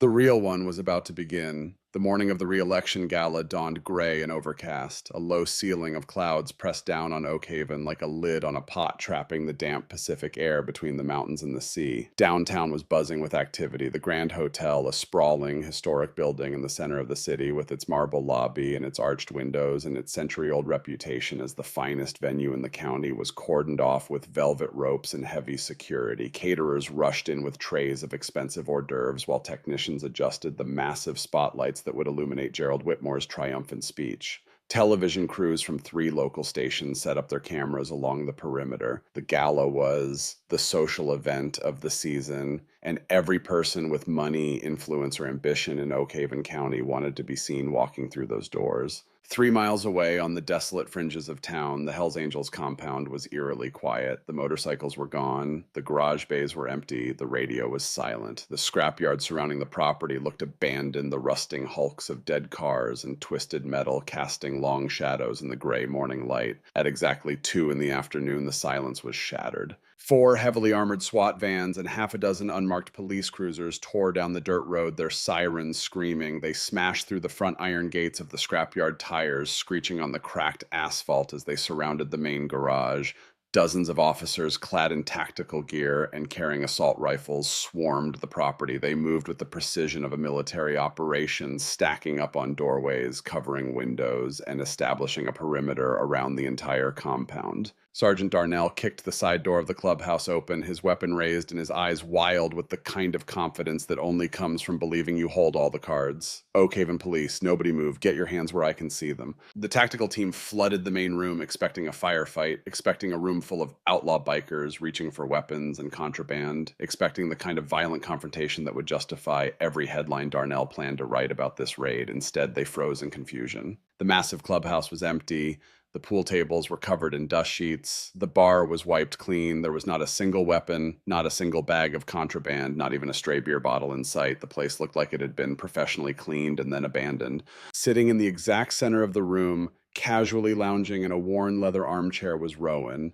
He was alone. He was smoking a thick Cuban cigar, a cup of black coffee resting on a crate beside him. His leather cut hung over the back of the chair, the death head patch catching the pale light from the overhead fluorescence. He looked like a man who had been expecting company and was mildly disappointed that they had arrived late. "You are late, Darnell," Rowan rumbled, taking a slow drag from his cigar and blowing the smoke toward the ceiling. "I expected you before lunch." Darnell lowered his rifle, his face turning an ugly shade of red. He scanned the room, his eyes darting from corner to corner, searching for the trap he could not see but could feel in his bones. "Where are your men, Rowan? Where are the bikes?" "It is a beautiful Saturday," Rowan replied, his voice completely devoid of fear. "The boys went for a ride. I stayed behind to catch up on some reading." He gestured toward a dog-eared paperback sitting on the crate beside his coffee. "Nice quiet afternoon until you showed up." "Tear this place apart," Darnell screamed to his squad. "Check the floorboards, check the ceiling tiles, rip open every wall panel and pull up every drain cover. Find the stash." For the next 2 hours, the corrupt police squad practically dismantled the compound. They ripped drywall down with crowbars. They smashed the wooden bar to splinters. They brought in K9 units to sniff the garage bays, the offices, the bathrooms, and the crawl spaces beneath the building. They overturned every piece of furniture. They pulled the covers off the pool tables and sliced them open with box cutters. They even dug up a section of the dirt parking lot looking for buried containers. They found nothing, because there was nothing to find. Sweating and furious, Darnell stomped back into the main room where Rowan was still sitting comfortably, now handcuffed to the arm of the chair by a junior officer who looked deeply uncomfortable with the entire situation. "Nothing, Sarge," a SWAT officer reported, quietly pulling off his tactical helmet. "The place is a ghost town. Cleanest biker clubhouse I have ever seen." Darnell's eyes darted around the room. The veins in his temples were throbbing. He knew Gerald Whitmore would have his badge if he did not deliver the Hells Angels on a silver platter today.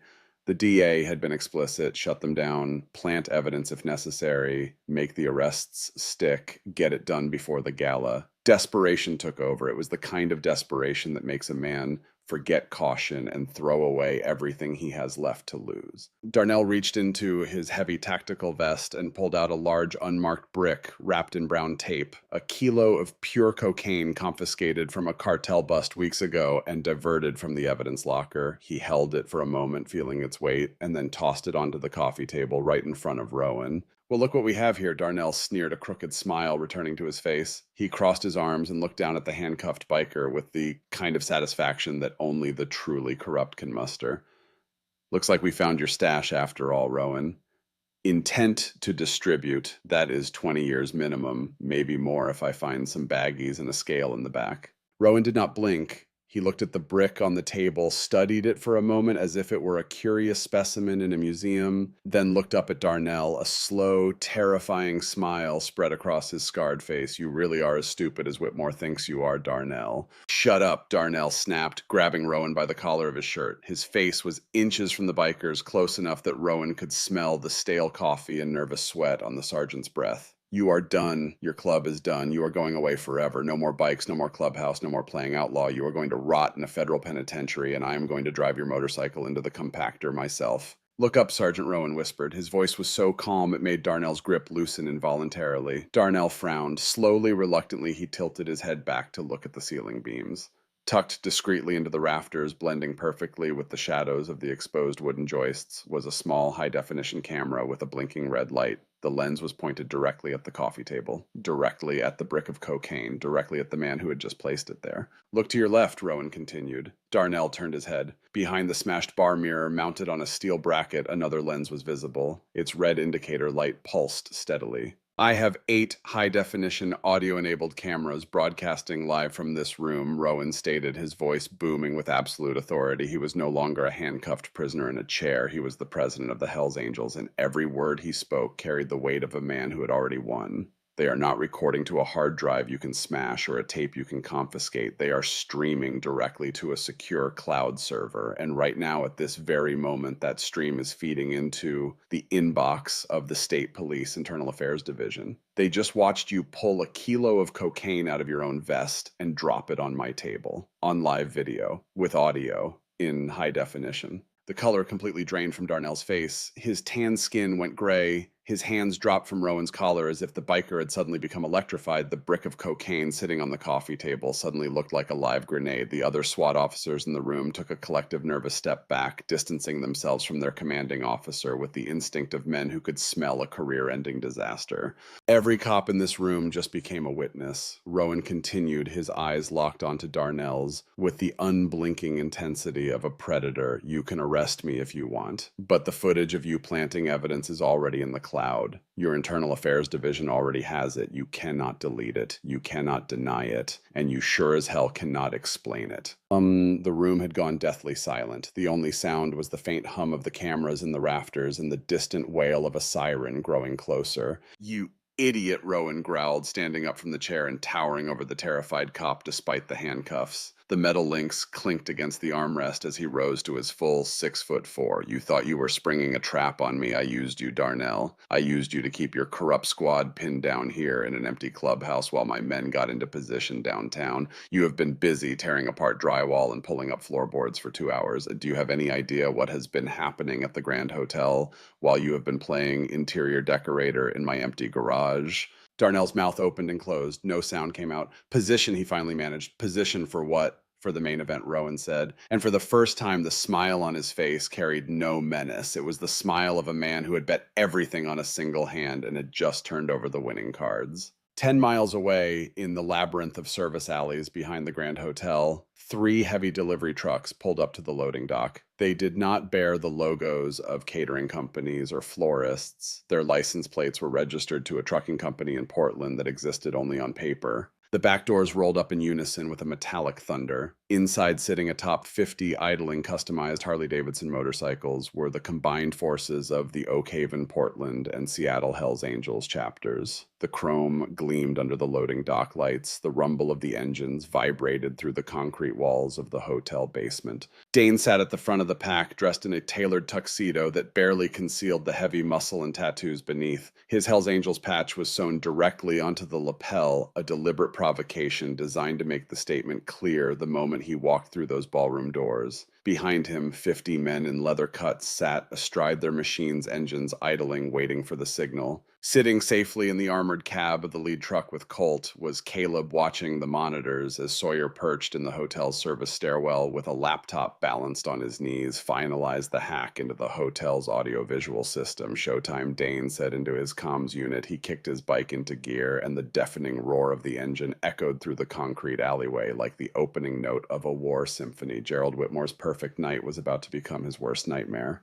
The ballroom of the Grand Hotel was a sea of silk diamonds and dark tailored suits. Crystal chandeliers cast a warm golden glow over the 300 guests, the absolute elite of Oak Haven and the surrounding county. Waiters in crisp white jackets circulated with silver trays of champagne, while a string quartet played softly in the corner. The room smelled of expensive perfume, old money, and the particular kind of self-congratulation that comes from a community that believes its own press. At the front of the room, standing behind a podium emblazoned with the Oak Haven County seal, was District Attorney Gerald Whitmore. He looked every inch the conquering hero. His silver hair was perfectly styled, his charcoal suit fit without a single crease. His smile radiated practiced charm and the easy confidence of a man who believed he was untouchable. Sitting at the front table, directly below him, was his wife, Margaret. She wore a stunning emerald dress that Gerald had selected for her that morning, laying it across the bed with a pair of heels and a command to look presentable.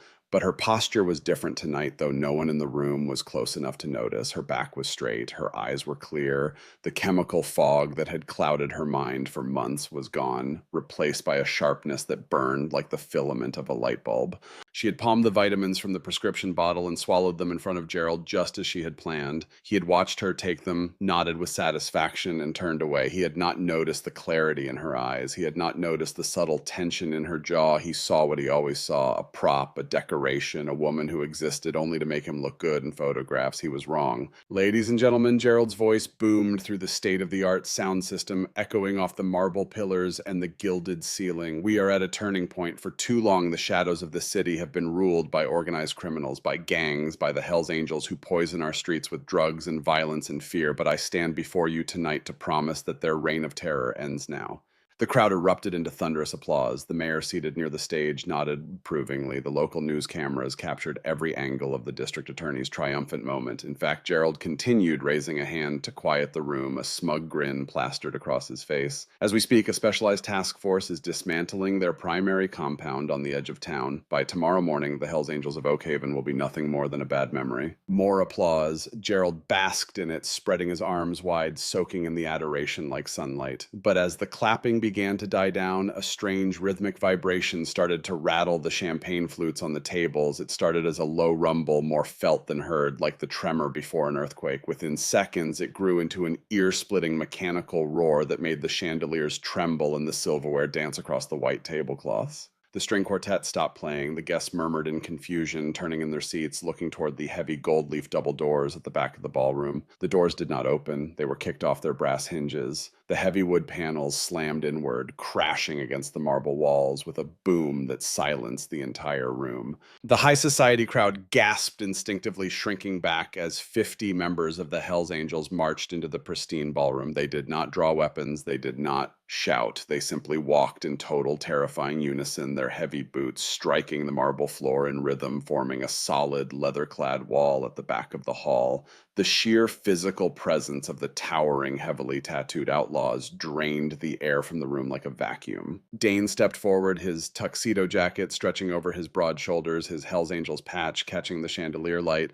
Beside him was Colt, and standing between the two massive bikers wearing a clean flannel shirt and looking up at the ballroom with wide eyes was a 10-year-old boy named Caleb. On stage, Gerald Whitmore's smug smile vanished. It did not fade gradually. It was ripped away, replaced by an expression of sheer animal panic. He recognized the boy instantly. His knuckles turned bone white as he gripped the edges of the podium. Security Gerald screamed, his voice cracking and breaking like a teenager's. "Police! Arrest these men. They are armed and dangerous. Remove them immediately." A dozen off-duty officers working private security started to move toward the back of the room, reaching for their holsters. The crowd pressed back in their seats, women clutching their husbands' arms, waiters dropping trays. I would not do that. A distorted, synthesized voice suddenly echoed through the ballroom speakers, overpowering Gerald's microphone. The voice was calm and measured and absolutely authoritative. It seemed to come from everywhere at once. Up in the hotel's audiovisual control booth on the mezzanine level, Sawyer had physically bypassed the hotel technician, unplugging the main feed and connecting his heavily encrypted laptop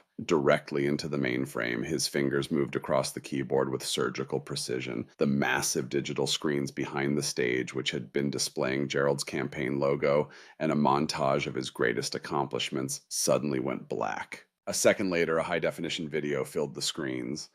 It was not a campaign advertisement. It was a surveillance feed from a private room in an underground casino. The video clearly showed Mayor Thornton and two local judges sitting at a VIP table, drinks in hand, stacks of chips in front of them. The camera zoomed in as Gerald Whitmore walked into the frame, smiling, carrying a heavy metallic briefcase. He set the briefcase on the velvet felt and popped the clasps.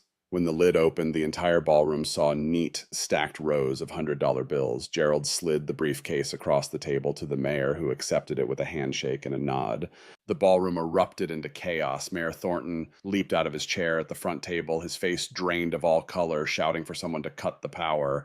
The two judges scrambled for the exits. Guests were on their feet, pointing at the screens, pulling out their cell phones to record. But Sawyer was just getting started. The screen flashed again, bringing up the digitized banking ledgers. Columns of numbers filled the massive displays, routing numbers, account names, transaction dates, and dollar amounts. The synthesized voice read the transaction details aloud, each word echoing across the panicked crowd with the weight of a verdict. $3 million embezzled from the taxpayer-funded anti-gang initiative, routed through Ironclad Solutions, LLC, a shell company registered in Delaware with no employees, no office, and no legitimate business purpose. Funds transferred to 12 offshore accounts in the Cayman Islands under the beneficial ownership of District Attorney Gerald Whitmore.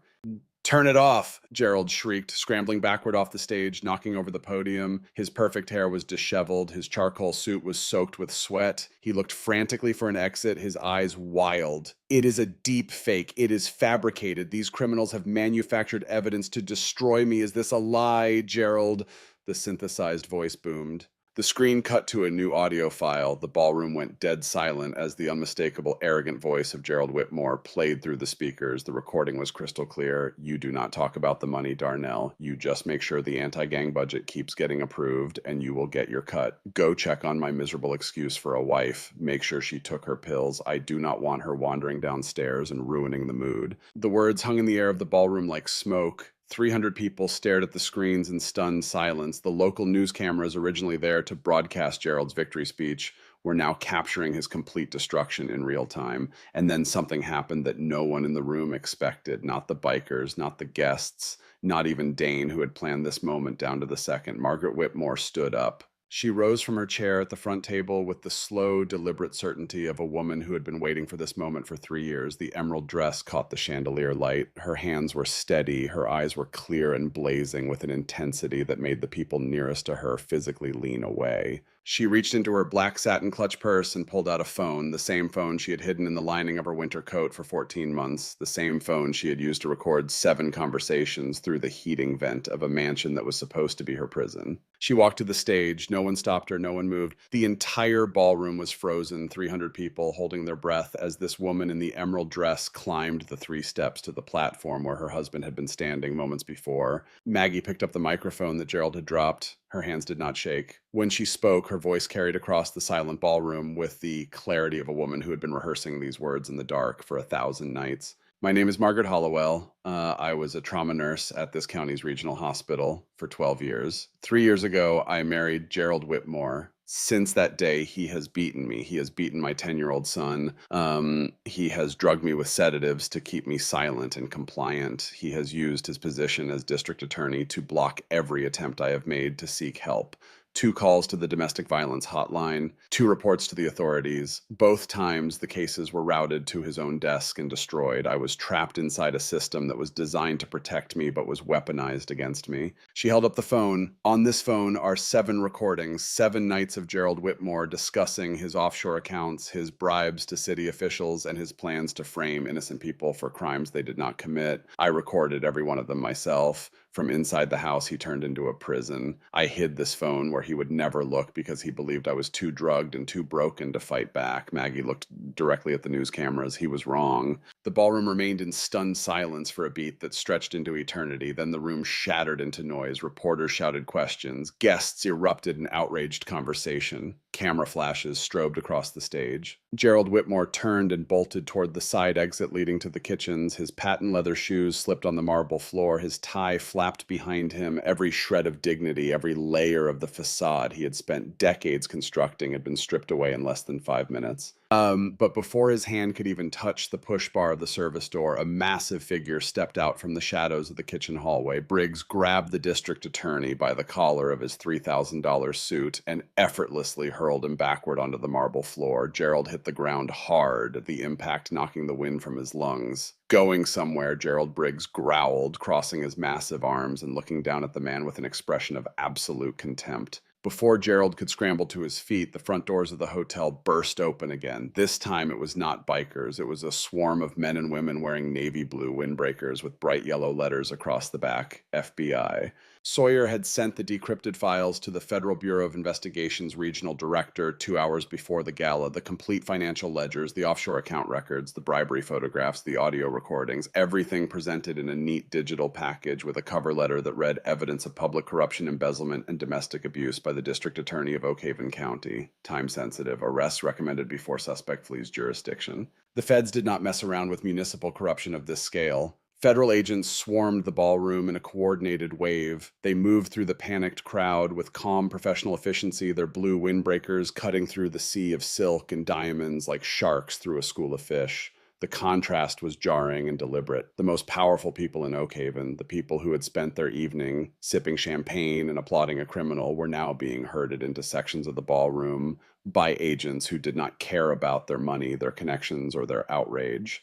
They slapped handcuffs on Mayor Thornton as he tried to exit through the kitchen. The mayor, who had been laughing and clapping 30 seconds ago, went ashen and began stammering about his lawyer and his constitutional rights. They intercepted the 2 corrupt judges at the side door, both men trying to slip away unnoticed through a fire exit, their faces contorted with the particular brand of terror that only comes from watching your entire carefully constructed life collapse in real time. And an FBI tactical unit hauled Gerald Whitmore off the marble floor, securing his hands tightly behind his back with steel cuffs that clicked shut with a sound that echoed through the ballroom like a period at the end of a very long sentence. Gerald was screaming. He was screaming about his rights. He was screaming about fabricated evidence. He was screaming about lawsuits and conspiracies and the destruction of a good man's reputation. But his voice was swallowed by the chaos drowned out by the shouts of reporters and the clicking of cameras and the steady authoritative commands of federal agents who had heard 1,000 men scream the same things on the way to prison. As Gerald was dragged down the center aisle of the ballroom, he passed directly in front of the Hells Angels. He locked eyes with Caleb. The 10-year-old boy stood tall between Dane and Colt. The bruising on his face was still visible, fading yellow and green shadows that traced the outline of a man's hand, a testament to the monster Gerald truly was. But Caleb was not trembling anymore. He was not flinching. He stared back at his abuser with absolute, unshakable defiance, the same defiance he had carried into a biker garage 2 weeks ago with a black eye and a dirty rag. Gerald opened his mouth to scream a threat, but an FBI agent shoved his head down, forcing him through the doorway and out into the flashing red and blue lights of the evening.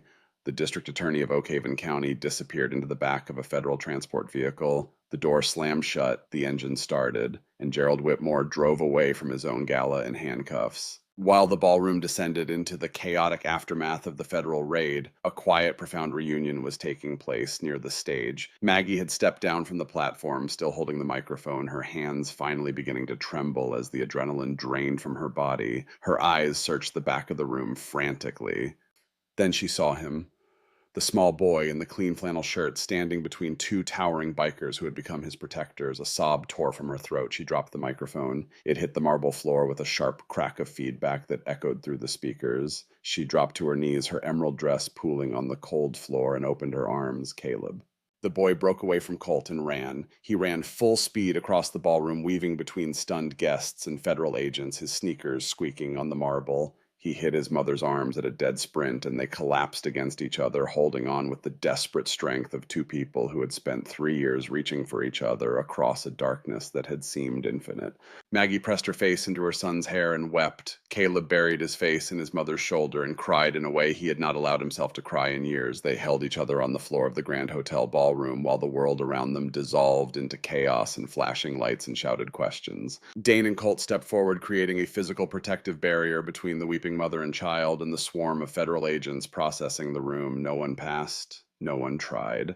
Back at the Hells Angels compound, the scene was playing out just as Rowan had predicted. Sergeant Darnell was still standing in the empty clubhouse, staring at the cameras in the rafters, his career evaporating in real time. The wail of approaching sirens drifted through the open garage doors, growing louder with each passing second, but they were not coming for the bikers. 2 state police cruisers pulled into the driveway. State troopers in brown uniforms marched into the clubhouse, their demeanor professional and their purpose unambiguous. They walked past Rowan without a glance. They grabbed Sergeant Darnell, stripped him of his badge and sidearm on the spot, and dragged the corrupt cop out in handcuffs. Darnell did not resist. He had nothing left to resist with. A senior state trooper walked over to Rowan and unlocked the cuffs, binding the giant biker to the armchair. The trooper looked around the empty, spotless garage, then looked at Rowan with an expression that was equal parts grudging respect and official disapproval. "You played a dangerous hand today, Rowan," the trooper said quietly. "The FBI is currently at the Whitmore estate. They are tearing the place apart. Whitmore is looking at 20 years for the embezzlement alone. The domestic abuse charges will add to that. Darnell is done. The mayor is in federal custody. 2 judges have been arrested, but do not think for a second this makes you heroes. We are still watching this club. You are still on our radar." Rowan rubbed his freed wrists, rolling the stiffness out of his shoulders. He picked up his cold cigar stub from the ashtray and placed it between his teeth without lighting it. "We are not heroes," Trooper Rowan rumbled. "We are just the garbage men. We took out the trash your city refused to clean up." The trooper held Rowan's gaze for a long moment, then turned and walked out without another word. His cruiser pulled away slowly, the tires crunching on the gravel, and the sound of the engine faded into the distance until only the wind and the pine trees remained. Rowan stood alone in the empty clubhouse. The cameras in the rafters were still recording, their red lights blinking in the shadows. The coffee on the crate beside the armchair had gone stone cold. The brick of cocaine that Darnell had planted was sitting in an evidence bag in the back of the state trooper's cruiser, tagged and documented, a physical exhibit in what would become one of the largest police corruption cases in the history of the Pacific Northwest. Rowan walked to the garage bay doors and hit the switch. The heavy steel panels ground upward, letting in the cold evening air and the smell of wet pine. He stood in the doorway, looking out at the scrapyard, the rusted cars, the dead railway tracks, the distant tree line where the world ended and the wilderness began. His phone buzzed. A text from Dane. 3 words. "It is done." Rowan closed his eyes. For the first time in weeks, the tension in his shoulders released. Not entirely, not completely. A man like Rowan never fully relaxed, but enough to feel the exhaustion that had been hiding behind the adrenaline. Enough to feel the weight of every decision he had made in the last 14 days. Enough to feel something that he rarely allowed himself to feel: relief. He lit a fresh cigar and sat down on the concrete lip of the garage bay, his heavy boots resting on the cracked asphalt of the driveway. The smoke curled upward into the gray evening sky. In the distance, a freight train sounded its horn, low and lonesome and ancient. It was over. 2 days later, the rain finally cleared over Oakhaven. The sky broke open in the late afternoon, and pale golden sunlight slanted through the pine trees for the first time in weeks. The Hells Angels compound was back to its loud, greasy, chaotic self. The heavy steel doors were up. Classic rock was blaring from the radio. The roar of engines echoed across the scrapyard. The unmarked trucks had returned in the night, bringing the club's hidden armory and machinery back home. Everything was back where it belonged. Rowan was under the hood of a 1967 Mustang Elbow, deep in carburetor work, when a sleek, modest sedan pulled up to the edge of the property line. The engine cut off, and a woman stepped out. She looked entirely different. The expensive, restrictive designer clothes were gone, replaced by a simple cream-colored sweater and jeans. Her hair was pulled back in a loose ponytail. The chemical glaze was completely absent from her eyes. She looked exhausted, dark circles beneath her eyes, and a fading bruise on her jawline that makeup could not quite conceal. But she was profoundly alive. Her eyes were clear and sharp and full of a fierce, quiet dignity that radiated from her like heat from a furnace. Margaret Hollowell had come to say goodbye. Caleb hopped out of the passenger side and jogged up the driveway straight into the main garage. The grinding of metal stopped. The music was turned down. The dangerous outlaws of the Hells Angels stopped what they were doing and looked at the kid. Caleb walked right up to Rowan, who wiped his grease-stained hands on a rag and looked down at the boy. The bruising on Caleb's face had faded to a faint shadow, barely visible in the afternoon light. "We are leaving," Caleb said, looking up at the towering president. "My mom's sister lives in Montana. She has a ranch outside Billings. We are going to stay with her. Start over." Rowan gave a slow, respectful nod. "Montana is good country. Big sky, good roads, lots of room to breathe." "My mom is going to get her nursing license back," Caleb added, and there was a pride in his voice that shone brighter than any of the bruises had ever been dark. "She already called the Montana State Board. They said she can apply for reinstatement. She is going to work at the hospital in Billings." Rowan nodded slowly. "She is a tough woman, your mother, tougher than most men I have known, and I have known a lot of men." Caleb looked at the concrete floor of the garage for a moment, then looked back up at Rowan. "She told me what she did at the gala. She told me about the recordings, about the phone in the coat. She said she had been fighting the whole time, even when I could not see it." Rowan crouched down to the boy's level. "He is going to remember that for the rest of your life. Your mother stood up in a room full of 300 people and told the truth, when telling the truth was the hardest and most dangerous thing she could have done. That is the kind of brave that does not need a leather cut or a motorcycle. That is the kind of brave that comes from here."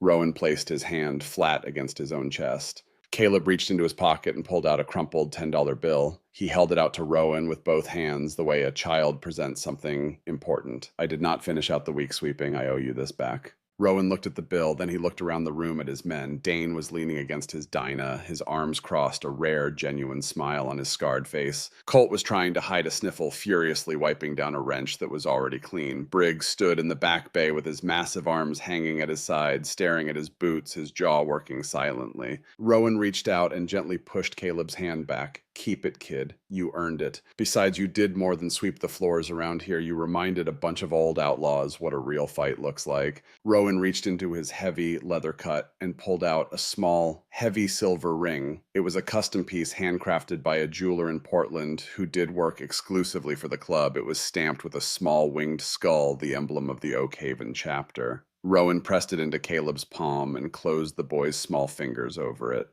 "You wear this," Rowan said, his gravelly voice softer than anyone in the club had ever heard it. "And if anyone ever tries to put their hands on you or your mother again, you show them that ring. You tell them you have got friends in Oak Haven, and you tell them we ride fast."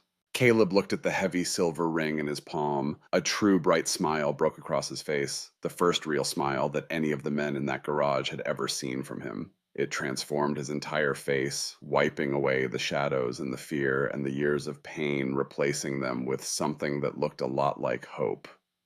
"Thank you, Rowan. Go on, kid."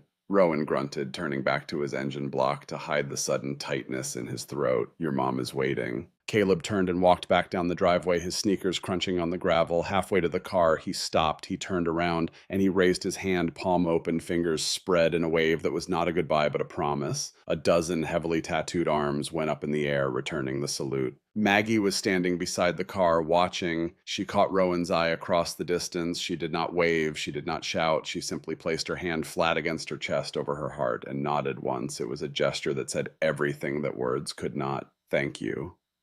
For seeing me, for believing me, for giving me back my son and my life." Rowan returned the nod, a single dip of his massive head. Then he turned back to the Mustang and picked up his wrench. Caleb climbed into the passenger seat. Maggie walked around to the driver's side, opened the door, and paused for a moment. She looked at the compound, the rusting scrapyard, the razor wire, the oil-stained concrete, the men in leather cuts with their scarred hands and their criminal records and their code of honor that no law could regulate and no court could understand. Then she got in the car, started the engine, and pulled away. The sedan drove down the long gravel road, turned onto the highway, and disappeared into the pine-lined horizon, heading east toward Montana, toward a ranch outside Billings, toward a sister who had been waiting by the phone for 3 years, toward a new life that did not require locked doors or chemical sedation or the constant calculation of how to survive another day in a house built on cruelty. The heavy silence fell over the Hells Angels clubhouse once more. Classic rock drifted from the radio. The smell of motor oil and stale tobacco hung in the warm air. Somewhere in the scrapyard, a crow called out and then fell silent. Dane walked over to the workbench where Caleb had spent his last afternoon sorting tools. The wrenches were arranged by size, perfectly aligned the way the boy had learned to do during his 2 weeks at the compound. Dane ran his finger along the row of polished chrome handles, then turned and walked back to his bike without saying a word. Colt found a small grease handprint on the side of the shovel head engine that Caleb had been rebuilding. He looked at it for a long time. Then he covered the engine with a shop rag and left it exactly where it was. No one would touch that engine, not for a very long time. Briggs went to the back bay where he had taught the boy to sand rust off a fuel tank. He picked up the piece of sandpaper Caleb had been using, folded it neatly, and placed it in the pocket of his leather cut. He did not explain why. No one asked. They were outlaws. They were criminals. They operated in the dark, violent fringes of a society that had no use for them. They would never receive a commendation or a thank you from the city they had just freed from a tyrant in a tailored suit. The newspapers would call the Gala incident a scandal, not a rescue. The politicians would distance themselves. The police would continue their surveillance. The world would go on pretending that justice only comes from courtrooms and badges. But as Rowan fired up the roaring V8 engine of the Mustang and listened to it rumble through the garage like a heartbeat, he knew one thing for certain. Sometimes it takes the monsters in the dark to drag the real demons into the light. And sometimes the bravest person in the room is not the outlaw with the plan or the biker with the gun. Sometimes the bravest person is a woman in an emerald dress who stood up in front of 300 strangers, held up a phone, and said the words that her abuser had spent 3 years trying to silence. He was wrong. Those 2 words had changed everything, and they would echo through the halls of that grand hotel, through the courtrooms where Gerald Whitmore would stand trial, through the county records where his name would become synonymous with corruption and abuse, and through the quiet Montana nights where a boy and his mother would finally sleep without fear for a very long time.